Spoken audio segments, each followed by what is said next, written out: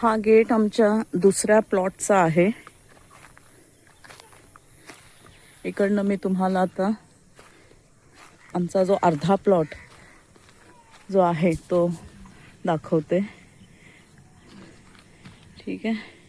हे जेवढं तुम्ही फेन्सिंग बघताय ना आता, हां, ह्यातल्या आज हा पूर्ण पट्टा म्हणजे अगदी तिकडनं ते जे झाड दिसतंय आंब्याचं, तिकडनं तसा पूर्ण पट्टा अगदी लांब तिथपर्यंत नारळांच्या झाडापर्यंत मला वाटतं पाठीमागे, थोडंसं अजून पाठीमागे त्याच्या. तर पूर्ण हा दुसरा 1.5 एकर आहे. इथे पूर्ण म्हणजे इथे आता आम्ही काहीच केलेलं नाही आहे ह्या प्लॉटवरती, कारण की इथे ह्यातला काही रस्ता जो आहे इथलचा ह्याला लागून हा रस्ता हायवे म्हणजे रोडमध्ये जाणार आहे. तर ते आता मोजणी वगैरे ते येणार आहे नंतर करायला. त्यामुळे इथे बाजूने रस्ता जाणार आहे असं आलेलं आहे. त्यांचं काय ते येतात मॅपिंगचे, ते सर्व काही समजलेलं आहे आम्हाला. तर ते रस्त्यामध्ये आहे. रस्त्यामध्ये हा भाग, इथलचा भाग जो पूर्ण आहे हा असा जाणार आहे पुढे. बाकी इकडनं एवढा सगळा भाग जो आहे हा आपला परत आपल्या जागेमध्ये आहे, आपल्या 1.5 एकरच्या. आणि इथे आम्ही मेडिटेशन सेंटर, नंतर भोजनालय म्हणजे जिथे जेवणाचा हॉल जो असतो तो आम्ही करणार आहे.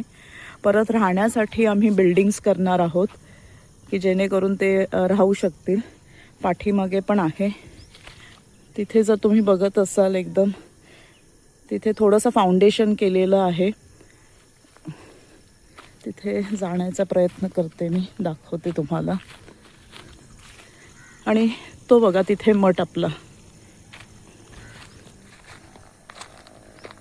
तो भाग मठाचा आहे, दिसतं. म्हणजे त्या प्लॉटवरती पूर्ण आपला मठ वगैरे आला, आमचं राहण्याचं हे घर आलं आणि तिथे समोर गेट होता. म्हणजे नेहमी मी तुम्हाला व्हिडिओमध्ये जे दाखवते तर मी तुम्हाला नेहमी तिथलचं दाखवते मी. ठीक आहे. आणि इथलचा हा जो भाग आहे हा वेगळा आहे. ठीक आहे. हे बघा, हे फेन्सिंग वगैरे केलेलं आहे आम्ही. ही जेवढी फेन्सिंग केलेली आहे आम्ही, ही पूर्ण आपल्या जागेच्या आत आहे. हे सर्व, ही जी जागा आहे ही आपली आहे. तर इथे आधी काही नव्हतं, तेव्हा आम्ही भात वगैरे आम्ही लावला आहे. तर हा भात जो तुम्ही बघताय ना आता, हा भात ॲक्च्युली हा राहिलेला भात म्हणजे कापल्यानंतर परत हा भात उगवलेला आहे. ठीक आहे. म्हणजे ॲक्च्युली ह्याचं कापून झालेलं आहे हा भात आणि ऑलरेडी आम्ही गोण्या भरून ठेवलेल्या आहेत सगळ्या भातांच्या. पण परत आता दिवाळीमध्ये वगैरे पाऊस वगैरे पडला आणि त्याच्यानंतर परत हा जो कापलेला भात होता ना हा परत उगवलेला आहे 2 प्लॉटमध्ये, इथे पण आणि ह्या प्लॉटमध्ये पण. तर बघू आता नंतर ते काढतील, आता बघू कसं काय होईल ते. पण हे असं असतं. आणि कालव्याचं पाणी नेहमी इकडनं वाहत असतं. तर ही जागा नेहमी डंप असते, म्हणजे म्हणजे ओलसर हा भाग असतो हा पूर्ण.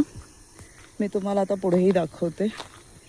इथे आम्ही काहीच नाही केलं कारण की इथे भरपूर रॉकी आहे, म्हणजे फार खडखड आहे इथे, म्हणजे दगडं वगैरे सगळी आहेत इथे.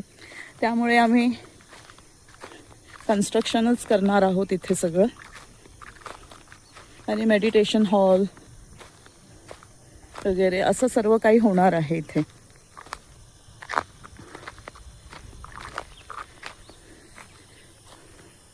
हे बघा, हे मध्ये मध्ये हे सगळं गवत आलं की आम्हाला जाळावं लागतं. मग नाही तर मग सुकलेलं गवत हे जर राहिलं आणि कुठल्या बाजूवाल्याने जर कुठे म्हणजे पेटवलं काही, तर काही ठिणग्या उडाल्या इथे की मग इथे पण पेट धरेल. मग ते आधीच हे हळूहळू थोडं थोडं कमी करून टाकतात, म्हणजे जाळून वगैरे ते कमी करतात. आता हे बघताय तुम्ही इथे, हां, इथे आमची ही छोटीशी विहीर आहे. ही छोटीशी विहीर आम्ही बनवलेली आहे, मोटर वगैरे लावलेलं आहे. तर ही विहीर पण आम्हाला आता करून घ्यायची आहे. मला आता तिथे मी जात नाही आहे, मला भीती वाटते. गवत आहे आणि मला सापांची भरपूर भीती वाटते, मग मी हिम्मत करत नाही तिथे गवतांमध्ये जाण्याची. तर ही विहीर आहे आणि आमच्या इथे आम्ही आता काय म्हणतात, गणपती विसर्जन, आम्ही जेव्हा गणपती 1.5 दिवसाचे ठेवले होते, तर गणपती विसर्जन पण आम्ही ह्याच विहिरीमध्ये केलं होतं. प्लस आम्ही नवरात्रेमध्ये देवी बसवल्या होत्या, तर देवीची मूर्ती पण आम्ही इथेच विसर्जन केली होती, या विहिरीमध्ये. तर बरं आहे, आपल्या शेतातच विहीर आहे, म्हणून आपण आपलं जे विसर्जन आहे ते आपण आपल्या इथेच करतो. परत हा पण एक कन्स्ट्रक्शन, एक प्लॉट आहे, म्हणजे इथे फाउंडेशन केलेलं आहे. काय म्हणतात त्याला मराठीत आता, म्हणजे ऑलरेडी हे घराचं हे बांधलेलं आहे, पण इथे पण सगळं गवत आहे. अगदी पाठीमागून म्हणजे ती फेन्सिंग जाते. हां, इथे ना अगदी पाठीमागून, म्हणजे ही बघा, ही फेन्सिंग आहे ना, ही अशी पाठीमागून अशी जाते आणि मग पाठीमागून तिथे जाते, मग त्या साईडला तिथे मी दाखवू शकते तर एवढी ही सगळी जागा आहे. तुम्ही आता इकडनं जर मी तुम्हाला दाखवली ही जागा, इथे पाठीमागची फेन्सिंग तुम्हाला दिसेल का, सनसेट होतोय मस्त, पाठीमागे सनसेटही दिसतंय तुम्हाला. झाडांमुळे काही दिसून येत नाही, भरपूर झाडं आलेली आहे, म्हणजे आता पाऊस पडला होता. तर हे सगळं काढायचं आहे आम्हाला, हळूहळू आम्ही करतोय सगळे. आता इकडनं तुम्ही बघा किती लांब लचक हा, म्हणजे किती मोठा हा प्लॉट आहे बघा. तिथे आमचा तो गेट आहे, तिकडनं ते इथपर्यंत. परत ह्याच्या पण पाठीमागे थोडंसं आहे, एवढा लांब लचक आहे. तर ह्या साईडला पूर्ण बिल्डिंगी येणार आहेत आपल्या इथे. असं बिल्डिंगी आम्ही बांधणार आहोत, म्हणजे करीबन 2 ते 3 मजल्याच्या बिल्डिंगी बांधली जाणार आहे राहण्यासाठी लोकांना. आणि इथे म्हणतं भोजनालय वगैरे आम्हाला करता येतं. आणि विचार चालू आहे की आम्हाला, म्हणजे तिथे बाबांचं, त्या प्लॉटवरती बाबांचं केलेलं आहे आणि राम दरबार असणार आहे. परत शेरावाली माता वैष्णोदेवीचं मंदिर असणार आहे, शिवशक्तीचं मंदिर असणार आहे. तर तिथे आपलं बाबांचं सगळं आलं. आणि ह्या साईडला ना आमचा असा विचार होता, विचार नव्हता, म्हणजे ते माझ्या प्लॅनमध्ये मी विचार केलेला आहे की इथे मिनी वृंदावन करायचं, राधाकृष्णाचं मिनी वृंदावन करायचं इथे. तर जेणेकरून आपल्या इथे जे गुजराती पण जो क्राऊड आहे, जे राधाकृष्णाला मानणाऱ्या पण जो क्राऊड आहे, तर तेही इथे दर्शनाला येऊ शकतील. तर हा सगळा विचार आहे. पूर्ण आम्हाला निमकरोली बाबांचं हे धाम, आणखीन इथे ह्या साईडला राधाकृष्णाचं मिनी वृंदावन, हा कन्सेप्ट आहे इथे. तर बघू कसं काय प्लॅन आउट होतं आहे. तर काही आता जवळ व्हेरी नियर, म्हणजे नियर ह्याच्यामध्ये डेट्समध्ये माझी मैत्रीण वगैरे येणार आहेत, पूर्ण हे इथलचं मॅपिंग वगैरे सगळं काय करण्यासाठी. तर लेट्स सी कसं काय हे डिझाईन करता येईल आपल्याला.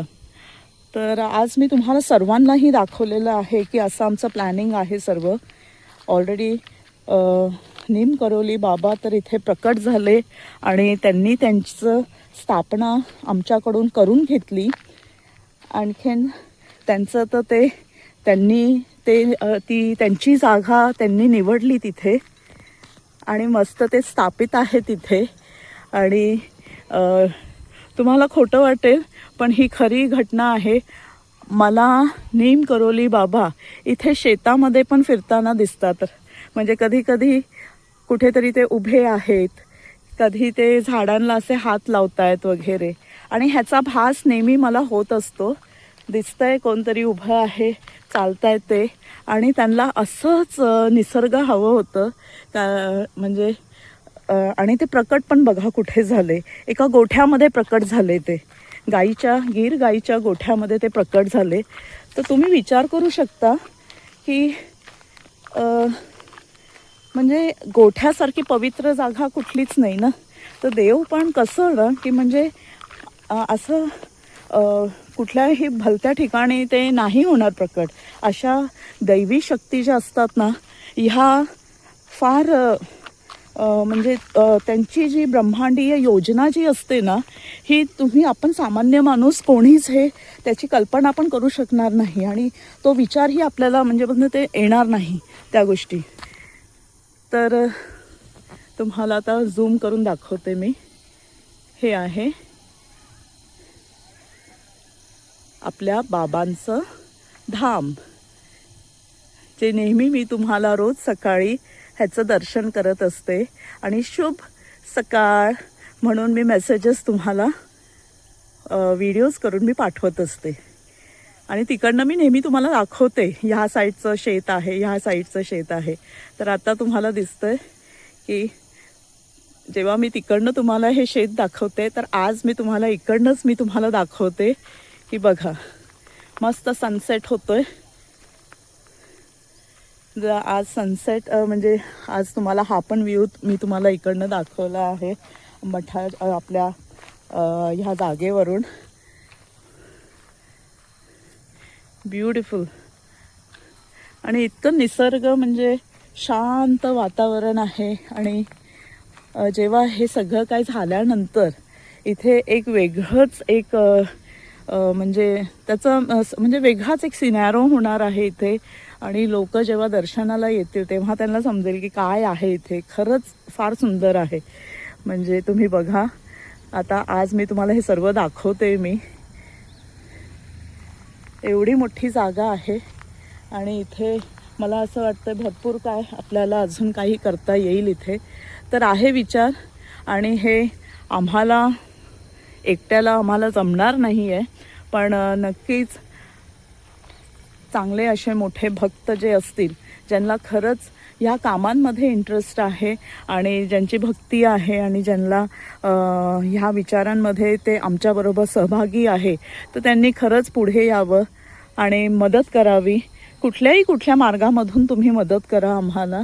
आणि आपल्याला हे देऊळ उभं करायचं आहे इथे. आणखीन एवढं छान जेव्हा देवाने आपल्याला त्यांनी त्यांची जागा निवडलेली आहे वगैरे, पण आता हे कसं निर्माण करायचं हे आता आपल्याकडे त्यांनी सोपवलेलं आहे की तुम्ही आता हे ठिकाण म्हणजे जसं कैची धाम जेव्हा ते जिवंत असताना 1963 जेव्हा ते बांधत होते, तेव्हा बऱ्याच लोकांनी त्यांना प्रश्न केला की बाबाजी ये आप इधर बांध रहे हो तो कौन इधर आएगा, इस जंगल में कौन आएगा बाबाजी. तर बाबाजींनी तेव्हा त्यांना उत्तर दिले, पूरा विश्व आएगा यहाँ पर.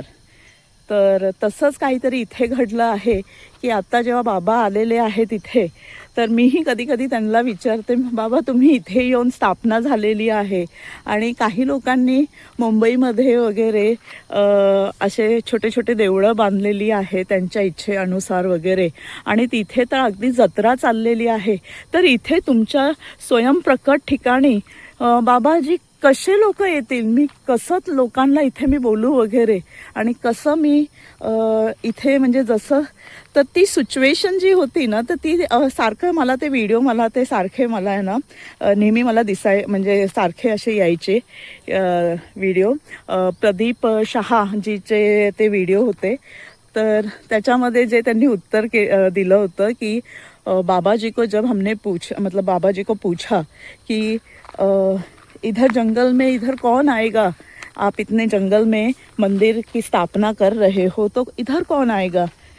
तर बाबाजी बोले पूरा विश्व आएगा यहाँ पर. तर तसंच आज माझी परिस्थिती झालेली आहे.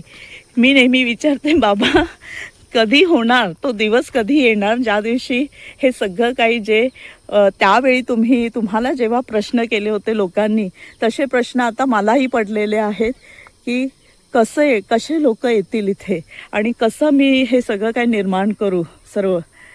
तर पण मला खात्री आहे की तुम्ही सर्वजण माझ्याबरोबर आहात आणि तुम्ही आपला हा एक मोठा परिवार आहे.